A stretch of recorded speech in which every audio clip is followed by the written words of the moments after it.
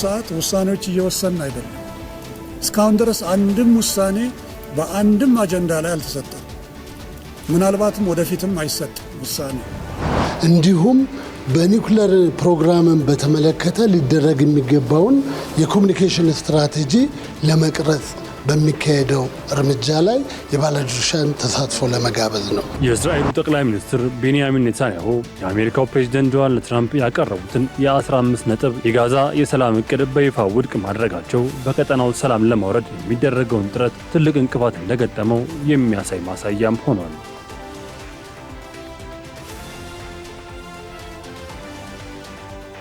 ሰላም ጤና ይስጥልን ውድ ሀገሬ ቴሌቪዥን ተመልካቾቻችን፣ ሀገሬ ዜና ጀምሯል። የተለያዩ የሀገር ውስጥና ዓለም አቀፍ መረጃዎችን ይዘን ቀርበናል። ከዜናዎቹ ጋር ዳግም ተገኝ ነኝ። በመጀመሪያም ቀዳሚ ወዳደረግነው መረጃ አለፍኩኝ።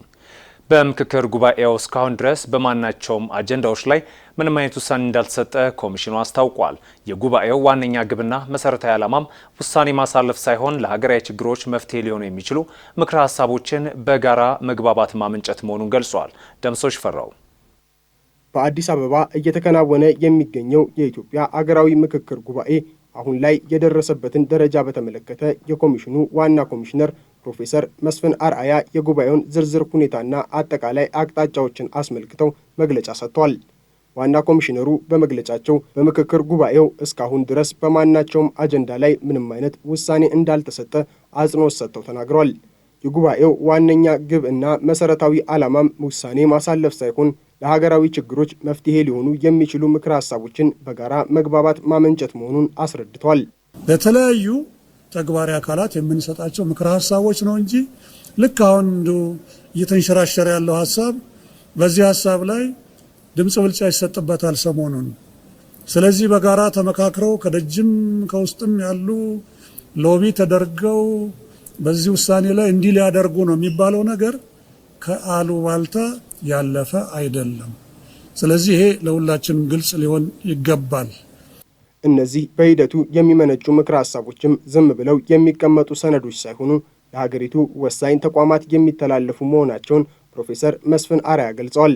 እንደ ኮሚሽነሩ ማብራሪያ ምክረ ሀሳቦቹ ለሕግ አስፈጻሚው አካል፣ ለሕግ አውጪው ማለትም ለምክር ቤት፣ ለሕግ ተርጓሚው፣ ለፖለቲካ ፓርቲዎች፣ ለሃይማኖት ተቋማትና ለሌሎችም ባለድርሻ አካላት እንደየስራ ዘርፋቸው የሚተላለፍ ይሆናል። እዚህ በአሁኑ ሰዓት ውሳኔዎች እየወሰን አይደለም። እስካሁን ድረስ አንድም ውሳኔ በአንድም አጀንዳ ላይ አልተሰጠም። ምናልባትም ወደፊትም አይሰጥም። ውሳኔ የሚሰጠው ምንድነው? ምክረ ሀሳብ ነው። ምክረ ሀሳብ በእያንዳንዱ አጀንዳ ላይ እንደዚህ ቢሆን አቅጣጫው በዚህ ቢሄድ እና ተግባሪ አካላት ይህንን ቢያደርጉ ተብሎ ባለፈውም እንዳልኩት ለሕግ አስፈጻሚውም ለሕግ አስከባሪውም ወይም ደግሞ ለሕግ አውጪውም ለሕግ ተርጓሚው የሚተላለፉ ምክረ ሀሳቦች ይሆናሉ። ለፖለቲካ ፓርቲዎች የሚሰጡ ምክረ ሀሳቦች ይኖሩናል። ለሃይማኖት ተቋማት የሚሰጡ ምክረ ሀሳቦች ይኖሩናል። ኮሚሽነሩ አክለውም በአሁኑ ሰዓት የ250 አባላት ያሉት ቡድኖች የደረሰበትን ውጤት በማቀናጀት ለ500 ሰዎች ስብስብ እያቀረቡ እንደሚገኙም ተናግረዋል። ቀጣዩ የጊዜ ሰሌዳን በተመለከተም ዋና ኮሚሽነሩ በሰጡት ማብራሪያ ከ4000 በላይ ተሳታፊዎች ጋር እየተደረገ ያለው ሰፊ የአጀንዳ ልየታ ስራ በቀጣዮቹ 2 ሳምንታት ውስጥ ሙሉ በሙሉ ይጠናቀቃል ተብሎ እንደሚጠበቅ አስታውቀዋል። ጥሩ እየሄድን ነው። 1 ወር ፈጅተናል እና እንደ እግዚአብሔር ፈቃድ እንግዲህ በቀጣዮቹ 1 እና 2 ሳምንት ውስጥ ስራዎቻችንን እናገባድዳለን የሚል ተስፋ አለኝ። የምናገባድደው ከ4000ዎቹ ጋር ነው። ከዚያ በኋላ ደግሞ ትልቅ ስራ አለ። እነኚህን የመጡትን 4000 ሀሳቦች በሚገባ ጠናቅሮ ለተግባሪው አካል መላክና ከዚያ በኋላ ደግሞ ምንድነው መተግበር አለመተግበራቸውን በየደረጃው እየተከታተሉ ለህዝቦቻችን ይህን ያህል ለደከሙት ህዝቦቻችን ማሳወቅ ይሆናል። የምዕራፍ እንደተጠናቀቀም ኮሚሽኑ ሌላ ትልቅ ተግባር እንደሚጠብቀው ገልጸው ይህም ተሳታፊዎቹ በነጻነት የመከሩባቸውና ለዘመናት ሲያነሷቸው የነበሩ የህዝብ ጥያቄዎች የተካተቱባቸው ሀሳቦች በሚገባ ተጠናቅረው ለሚመለከታቸው ተግባሪ አካላት የሚላኩ ይሆናል። የኢትዮጵያ ኒውክሌር ኃይል ኮሚሽን በሀገራዊ የኒውክሌር ፕሮግራም ዙሪያ በሕዝቡ ዘንድ ያለው የተሳሳተ ግንዛቤ ለመቀየርና የቴክኖሎጂውን ዘርፈ ብዙ የልማት ጥቅሞች ለማስተዋወቅ የሚያስችል የግንኙነት ስትራቴጂ ለመቅረጽ ያለመ አውደ ጥናት መጀመሩን አስታውቋል። አውደ ጥናቱ ከተለያዩ ሚኒስቴር መስሪያ ቤቶች፣ የውጭ ሀገራት የዘርፉ ባለሙያዎችና ዩኒቨርሲቲዎች ጋር የሚካሄድ ነው ተብለዋል። ምረት ደግፍ ተጨማሪ አላት።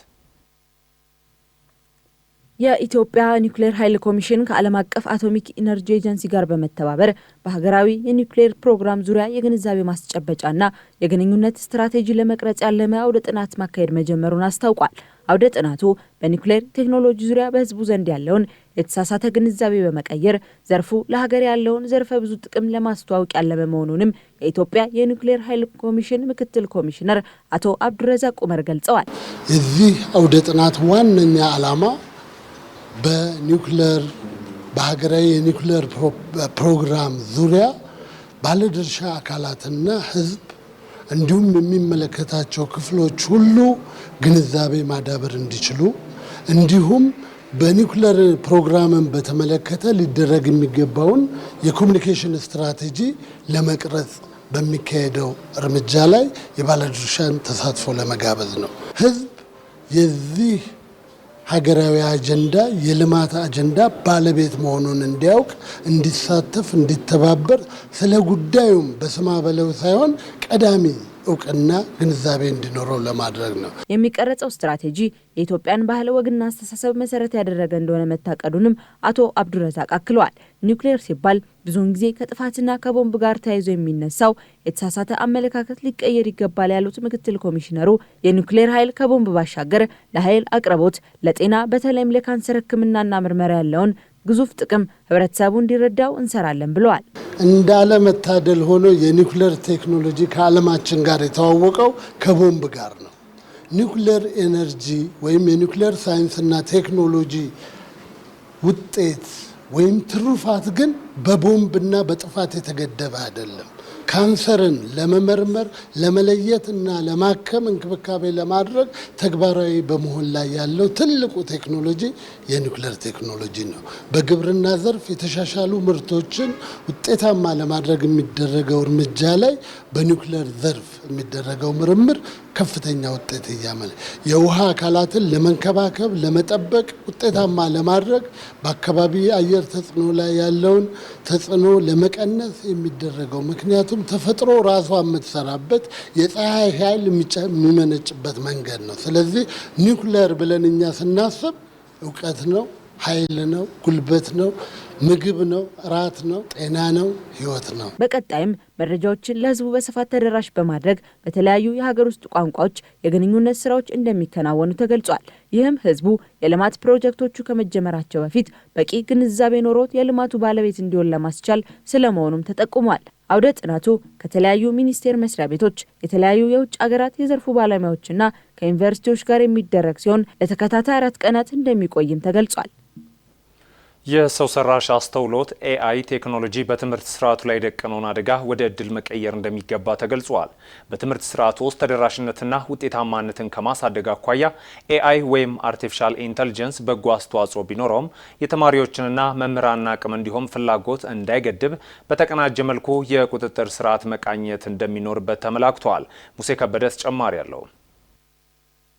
ሪች ፎር ቼንጅ በኢትዮጵያ ከኮተቤ ዩኒቨርሲቲ ጋር በመሆን ባዘጋጀው የትምህርት ቴክኖሎጂ ጉባኤ የሰው ሰራሽ አስተውሎት ኤአይ ቴክኖሎጂን በትምህርት ስርዓት ውስጥ በውጤታማነት መተግበር በሚቻልበት ሁኔታ መክሯል። ኤአይ ቴክኖሎጂ መረጃዎችን ከተለያዩ ምንጮች አደራጅቶ በፍጥነትና በቀላሉ የሚሰጠን መሆኑ በጎ አበርክቶ ያለው ቢሆንም ጥናቶች እንደሚያሳዩት ግን በትምህርት ስርዓታችን ላይ በአግባቡ እየተጠቀምንበት አይደለም የሚለው ያዘነብላል ሲሉ በኮተቤ የትምህርት ዩኒቨርሲቲ መምህርና ተመራማሪ ዶክተር አበበ አለሙ ይገልጻሉ። ተማሪዎች እንዲሁም መምህራን ኤአይ በትምህርት ስርዓቱ ላይ ደቀኑ አደጋ ወደ ድል መቀየር እንደሚገባቸው እንዲያሳስባሉ። አንዳንድ ጥናቶች ላይ በምናየው በአግባቡ እየተጠቀምንበት አይደለም ወደሚለው ያመዝናል። እንትኖችን አስተማሪዎች ከኤአይ ጋር ኢንቴግሬት አድርገው በሚሰሩበት ሰዓት ላይ ከ15-25% ነው አሁን የሚያሳየው ፐርፎርማንሳቸውን የማሳደግ እየተጠቀሙ ያሉ ግን ወደ 85% እየተጠቀሙት ነው ይላል። ቢካዝ ዳታ ሰጥቼው ዝም ብዬ ይህን ነገር አምጣልኝ ብቻ ብዬው ከዛ በኋላ እሱን የማስገባ ከሆነ ያ ነገር ወዴት ነው የሚሄደው? ተማሪው ከእውቀት ይልቅ ዝም ብሎ ኮፒ ፔስት አድርጎ የመውሰድ ድሮ ኩረጃ የምንለው ነገር ለዛ ፐርፖዝ ብቻ የመጠቀም ስርዓት ይኖረዋል ማለት ነው። ዛት ይህንን ኤአይ ወደ ትክክለኛው ዓላማው እንድናመጣው ካስፈለገ ልጆችን ወይም ተማሪዎችንም ኢንክሉዲንግ አስተማሪዎችንም ምክንያቱም ጋፕ አለ፣ በተማሪና በአስተማሪ መካከል ራሱ ጋፕ አለ። ተማሪዎች በጣም እየሄዱበት ነው ኤአይ ላይ ቴክኖሎጂ ላይ በጣም በፍጥነት እየሄዱ ነው። አስተማሪዎች ደግሞ እየተጠቀሙበት አይደለም ወደሚል ያሳያል ክፍተቶቹና እነሱ ነገሮች ማጥበብ መቻል አለብን። በኮተቤ ዩኒቨርሲቲ የኤአይ ተመራማሪ ሰርካለም ንጉሴ በኩሏ ተማሪዎች ተነሳሽነታቸውን ሳይቀንስ አቅማቸውን ሳይገድብና ለስህተት ተጋላጭ ሳያደርጋቸው ኤአይን ለትምህርት አጋዥ በሆነ መንገድ ብቻ እንዲጠቀሙ መምህራን ለጉዳዩ ያላቸውን ግንዛቤ ማስፋት ኃላፊነታቸውን ሊወጡ እንደሚገባ ይገልጻሉ። ወደ ትምህርት ቤቶች ላይ ስናመጣው ይሄንን ምን ይሆናል ማለት ነው? አንድ መምህር ምን ያህል ካፓብል ነው ኤአይን ለመጠቀም ሲል መጀመሪያ ራሱ በቅቷል ወይ የሚለው ትሬኒንግ የወሰደ ነው ወይ ዝግጁ ሆኗል ወይ ትሬንድ ሆኗል ወይ የሚለውን ነገር ካየን ያ መምህር በቅቶ ከተገኘ ወደ ተማሪው ከተማሪው ደግሞ ለነገ ያለ እየሰፋ ይሄዳል። ይህም ማለት ምን ይሆናል? እንደ አንድ ቱልስ የምንጠቀመው ይሆናል ማለት ነው። ኤአይ ስጋት ከመሆን ያልፍና ምን ይሆናል ማለት ነው? አንድ ቱልስ መገልገያ ቱልሳችን ብቻ ሆኖ የምናገኘው ይሆናል ማለት ነው። የሰው ሰራሽ አስተውሎት ቴክኖሎጂ የትምህርት አጋዥ መሳሪያዎችን አቅም ከመደገፍና ተደራሽነትን ከማስፋት አኳያ መልካም እድል እንደሆነ የሚገልጹት የዩኒቨርሲቲው ፕሬዚዳንት ዶክተር ተሾመ ነቃ ጥበብ ኤአይ ባሉታዊ መልኩ ለትምህርት ስርዓቱ ስጋት እንዳይሆን በዩኒቨርሲቲ ፖሊሲ ተቀርጾ ተግባራዊ እየተደረገ እንደሚገኝ ያነሳሉ።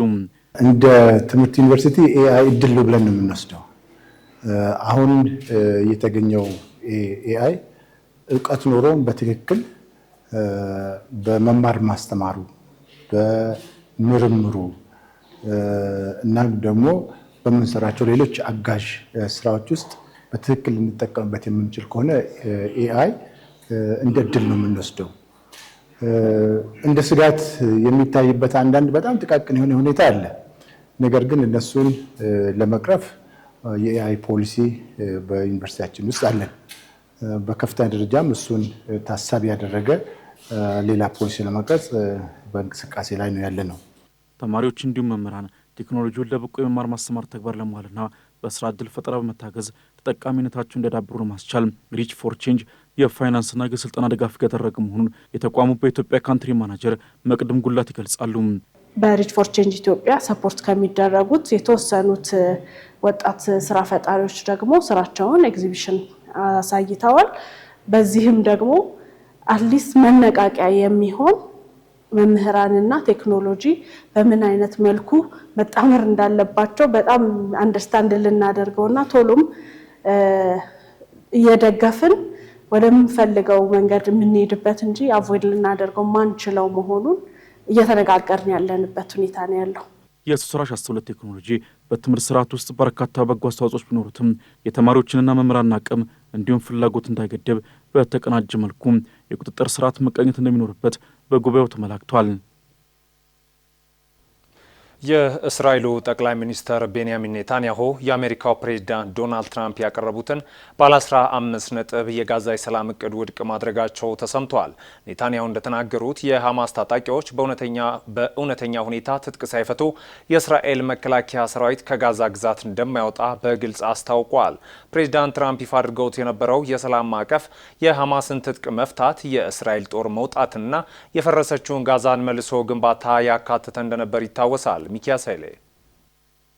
የእስራኤሉ ጠቅላይ ሚኒስትር ቤንያሚን ኔታንያሁ የአሜሪካው ፕሬዝዳንት ዶናልድ ትራምፕ ያቀረቡትን የ15 ነጥብ የጋዛ የሰላም እቅድ በይፋ ውድቅ ማድረጋቸው በቀጠናው ሰላም ለማውረድ የሚደረገውን ጥረት ትልቅ እንቅፋት እንደገጠመው የሚያሳይ ማሳያም ሆኗል። ኔታንያሁ ይህን ውሳኔ ያስተላለፉት ካቢኔያቸው ባደረገው ስብሰባ ላይ ሲሆን እስራኤል የሐማስ ታጣቂዎችን በእውነተኛ መልኩ ትጥቅ ሳይፈቱ ከጋዛ ግዛት እንደማትወጣ በጽኑ አቋም ገልጸዋል። ይህ ውሳኔ በዋሽንግተንና በቴልአቪቭ መካከል ያለውን የስትራቴጂክ ልዩነት በግልጽ ከማሳየትም በላይ የትራምፕ አስተዳደር የሰላም ቦርድ በኩል ለመምጣት የሞከረውን የማስማሚያ መንገድ አደጋ ላይ ጥሎታል። የኔታንያሁ አስተዳደር ሐማስ ትጥቁን መፍታት ያለበት በታማኝና ሊረጋገጥ በሚችል መንገድ መሆን እንዳለበት ሲያሳስብ፣ በሌላ በኩል ሐማስ ወታደራዊ ኦፕሬሽኖች እንዲቆሙና የእስራኤል ጦር እንዲወጣ ቅድመ ሁኔታ ማስቀመጡ ነገሩን ወደማይፈታ አዙሪት ውስጥ ከቶታል። ይህ ኔታንያሁ ግትር አቋም በሀገር ውስጥ ካለው የፖለቲካ ጫና በተለይም እንደ ኢታማር ቤን ጋቪር ካሉ የቀኝ ዘመሞች የጥምረት አጋሮች ከሚመጣው ተቃርኖ ጋር የተቆራኘ ነው። ይህ በእንዲህ እንዳለ በእስራኤልና በኢራን መካከል ያለው ውጥረት አዲስ ምዕራፍ ደርሷል። የእስራኤል ወታደራዊ አመራር ለአሜሪካ መካከለኛ ሕዝብ በሰጠው መግለጫም በኢራን ውስጥ ቀጥተኛ ወታደራዊ ጣልቃ ገብነት የማድረግ መብቷ የተጠበቀ መሆኑን በድጋሚ አረጋግጣለች። ይህ መግለጫ እስራኤል የኢራን ኒውክሌር መርሃ ግብርና የባላስቲክ ሚሳኤል ቴክኖሎጂ እድገት ወደ ቀይ መስመር እንደምታመላክተው በግልጽ ያሳያል። እስራኤል የራሷን ደህንነት ለመጠበቅ ስትል ብቻዋን እርምጃ ከመውሰድ ወደ ኋላ እንደማትል ለዋሽንግተን ማሳወቋ በኢራን የሚመራው ዲፕሎማሲያዊ ጥረት ተስፋ የቆረጠ መሆኑን ይጠቁማል። የእስራኤል ጦር ለወታደሮች የሰጠውን ፍቃድ መሰረዙና ከፍተኛ ወታደራዊ ዝግጁነት ውስጥ መግባቱ በኢራን ላይ አዲስ ጥቃት ሊሰነዝር እንደሚችል የሚጠቁም ጠንካራ ምልክት ተደርጎ ተወስዷል። በተለይም ከዚህ ቀደም የኢራን ከፍተኛ መሪ ጋር ግንኙነት ባላቸው ተቋማት ላይ ጥቃት ከመፈጸሙ በፊት ተመሳሳይ እርምጃ መወሰዱ አሁን እስራኤል ለከባድ እርምጃ እየተዘጋጀች መሆኑን ያሳብቃል። በዋሽንግተንና በቴል አቪቭ መካከል ያለው የስትራቴጂ ልዩነት ከጊዜ ወደ ጊዜ እየሰፋ መጥቷል። የአሜሪካ ወታደራዊ አመራሮች በተለይም ጄኔራል ዳንኬን የአየር ኃይል ጥቃት ብቻውን ኢራንን ለማሸነፍ በቂ እንዳልሆነና ግጭቱ ወደ ሰፊ ቀጠናዊ ጦርነት ሊያመራ እንደሚችል ስጋታቸውን ገልጸዋል። ዋሽንግተን ከዚህ ጦርነት መውጫ መንገድ እየፈለገች ባለችበት ወቅት እስራኤል ግን የአሜሪካ ዲፕሎማሲ ውጤት አላመጣም የሚል ድምዳሜ ደርሳለች። እስራኤል ከኢራን ጋር የሚደረግ ጦርነት የአሜሪካ ፍቃድ ወይም ድጋፍ እንደማትጠብቅ ለሂንትኮም አዛዥ አድሚራል ብራድ ኩፐር በይፋ መናገሯ የሁለቱ ሀገራት ወታደራዊ ትብብር ወደ ተወሳሰበ ደረጃ መሻገሩን ያሳያል። እስራኤል የኢራን ከፍተኛ መንግስትና የኢራን አብዮታዊ ዘበኛ ባለስልጣናትና ኢላማ ያደረገ ኦፕሬሽን መፍቀዷ ደግሞ ሁኔታው ይበልጥ አሳሳቢ አድርገዋል። በሌላ በኩል በጋዛ ያለው ሰብአዊ ቀውስና የተኩስ አቁም ጥሰቶች ቀጥለዋል። ከጥቅምት ወር ጀምሮ የተኩስ አቁም ስምምነት ቢኖሩም በእስራኤል ጥቃት ሳቢያ በሺዎች የሚቆጠሩ ፊልስጤማውያን መሞታቸውና መቁሰላቸው ሪፖርትም ተደርጓል። በቅርቡ በካን ዩኒስና በጋዛ ከተማ የተፈጸሙ ጥቃቶች እንዲሁም በድንኳን ውስጥ ጠለው የሚገኙ ስደተኞች ላይ የተከፈተው ተኩስ ቀውሱ ምን ያህል ስር የሰደደ መሆኑን ያሳያል። የፊልስጤም እስረኞች ጉዳይ ሌላው የውጥረት ምንጭም ሆኗል። ኢሃብ መሐመድ አብድልቃድር ዲያብ የተባለው ፊልስጤማዊ በእስራኤል እስር ቤት ውስጥ መሞቱ ከ2 ዓመታት በኋላ መረጋገጡ እስራኤል በእስረኞች ላይ የምትፈጽመው አያያዝና መረጃ የመደበቅ ተግባር ለዓለም አቀፍ ትችት አጋልጧታል። ቤተሰቦቹ እስረኛው ጤነኛ እንደነበር ቢገልጹም የእስራኤል ባለስልጣናት ግን በህመሙ ምክንያት መሞቱን መግለጻቸው በሁለቱ ወገኖች መካከል ያለው ጥልቅ አለመተማመን ያንጸባርቃል። ኔታንያሁ ለሚመጣው ጥቅምት ምርጫ በሚዘጋጁበት በዚህ ወቅት በኢራን ላይ የሚደረግ ስኬታማ ወታደራዊ እርምጃ የፖለቲካ የበላይነት ሊሰጣቸው እንደሚችል ይታመናል። ያለ አሜሪካ ድጋፍ የሚደረግ የረጅም ጊዜ ጦርነት እስራኤል ለከፍተኛ አደጋ ሊያጋልጣት ይችላል። ኢራን በእስራኤል ኢንዱስትሪ ማዕከል በሆነችው ሃይፋና በቴል አቪቭ ላይ ጥቃት እንደምትሰነዝር ማስፈራራቷ እንዲሁም እስራኤል የሚሳኤል መከላከያ አቅሟ እየተሟጠ መምጣቱን ስጋት ፈጥሯል። ኢራን መጠነ ሰፊ የሚሳኤል ጥቃት ምላሽ ከሰጠች እስራኤል የአየር መከላከያ ስርዓት ሊሸከመው ከሚችለው በላይ ጫና ሊያርፍባት ይችላል።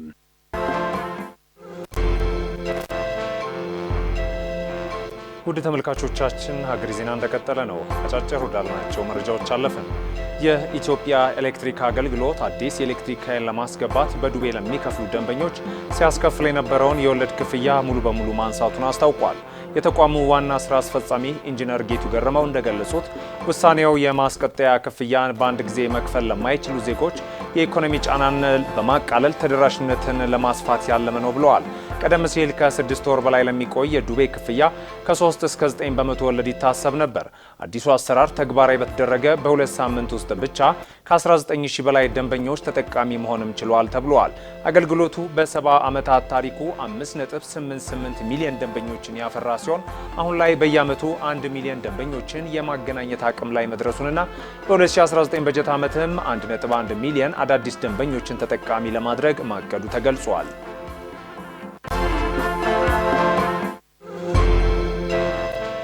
የጉምሩክ ኮሚሽን ከሐምሌ 23 እስከ 29 ቀን 2018 ዓ.ም ባደረገው ክትትል 693 ሚሊዮን ብር ግምታዊ ዋጋ ያላቸው የገቢና የውጭ የኮንትሮባንድ ዕቃዎችን በቁጥጥር ስር መዋሉን አስታውቋል። በዚህም 648.4 ሚሊዮን ብር የገቢና 44.6 ሚሊዮን ብር የውጭ ዕቃዎች ተይዟል ነው የተባለው። ከተያዙት ውስጥ ጨርቃጨርቅ፣ ኤሌክትሮኒክስ፣ አደንዛዥ እጽ፣ የውጭ ገንዘብና የተለያዩ ዕቃዎች ይገኙበታል። በመቆጣጠር ስራው አዋሽ፣ ድሬዳዋና ጅግጅጋ ቅርንጫፎች ከፍተኛውን ድርሻ በመያዝ ቀዳሚም ሆነዋል። በጸጥታ ኃይሎችና በህብረተሰቡ ጥምረት በተከናወነው በዚህ ስራ ዕቃዎቹን ሲያዘዋውሩ የተገኙ 30 ተጠርጣሪዎችና 17 ተሽከርካሪዎች በህግ አግባብ መያዛቸው ተገልጿል። ህገወጥ ንግድን ለመግታት ኮሚሽኑ ብቻውን የሚያደርገው ጥረት በቂ ባለመሆኑ ሁሉም አካል ኃላፊነቱ እንዲወጣም ጥሪ ቀርበዋል።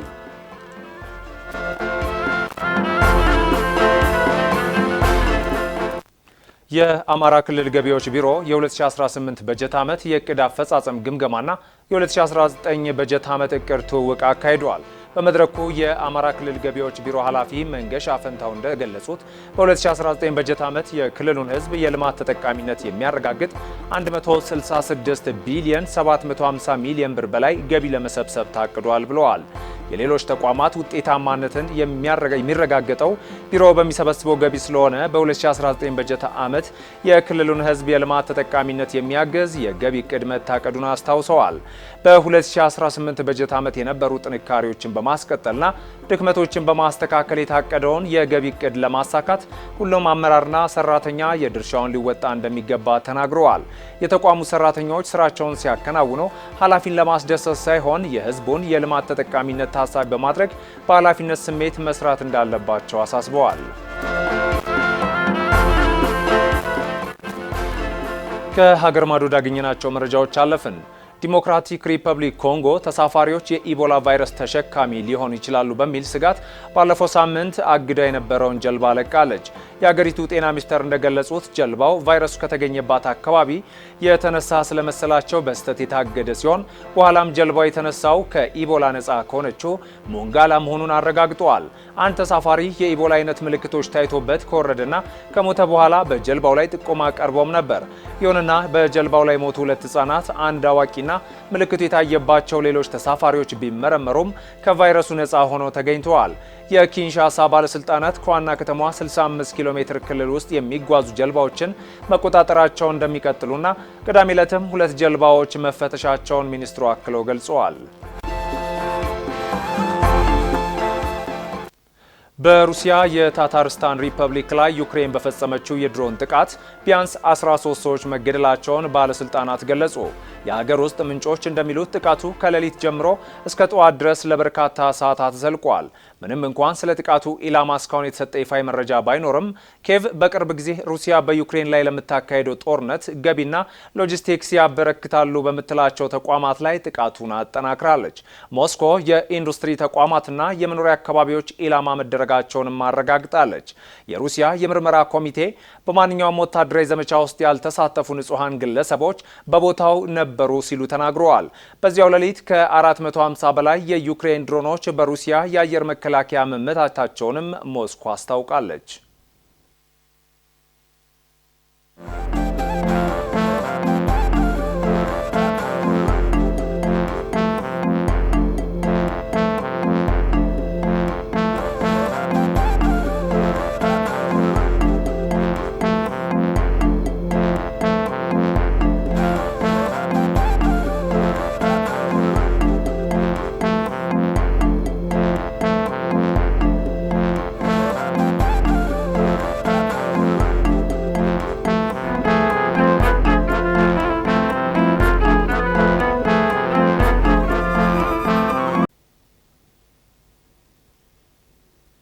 የዘንድሮ የበጋ ወቅት ከፍተኛ የሙቀት ማዕበልና ድርቅ በአውሮፓ ኢኮኖሚ፣ በኃይል አቅርቦት፣ በግብርናና በሕዝብ ጤና ላይ በመቶ ቢሊዮኖች የሚቆጠር ዩሮ ውድመት እያደረሰ መሆኑ ተገልጿል።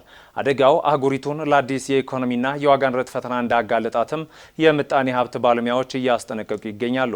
ምረት ለገሰ በቢዝነስ ጥንቅሯ ተመልክተዋለች።